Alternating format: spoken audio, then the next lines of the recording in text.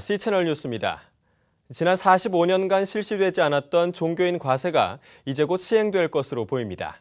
조세 당국과 종교계가 사회적 여론을 고려해 논의를 진척시키고 있는데요. 종교인 과세, 쟁점과 전망을 곽영신 기자가 짚어봤습니다. 목회자를 비롯해 신부, 승려 등 종교인들에 대한 과세 방안이 급진전되고 있습니다.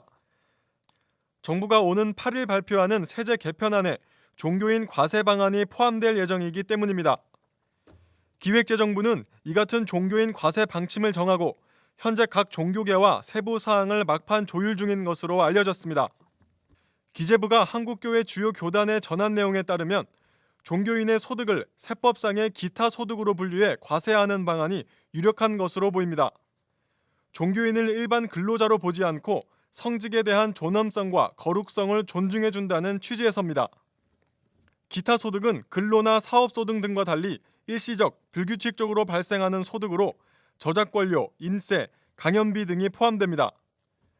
기타 소득의 세율은 4.4% 수준이며 소득 수준에 따라 6에서 38%의 세금이 매겨지는 근로소득세보다 훨씬 부담이 덜합니다.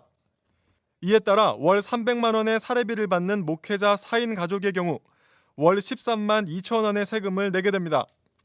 연소득 2천만 원 이하일 때는 각종 소득공제로 사실상 세금이 면제됩니다.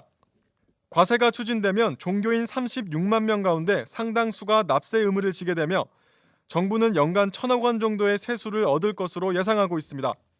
정부가 종교인 과세를 적극 추진하는 것은 부족한 세수를 메꾸는 동시에 조세 형평성을 확보하기 위한 차원으로 분석되고 있습니다.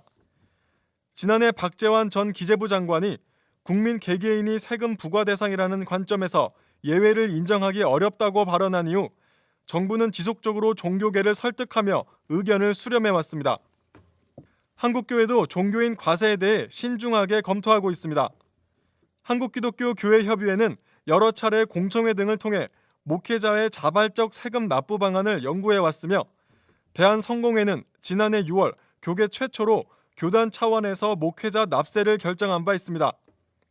기독교 윤리 실천운동, 교회 재정 건강성 운동 등 기독교 시민단체 또한 지난 2006년부터 찬성 입장을 밝혀왔습니다.